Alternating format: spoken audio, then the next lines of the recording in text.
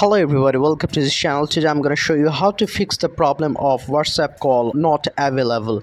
For that you have to follow my instructions very carefully. First of all, go to your WhatsApp application.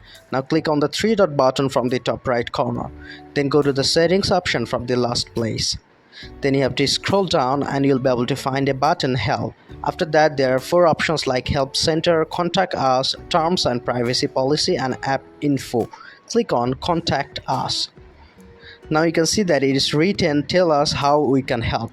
You have to just describe your problem like, hi there, I am having issues with my calls being unavailable, please fix this problem.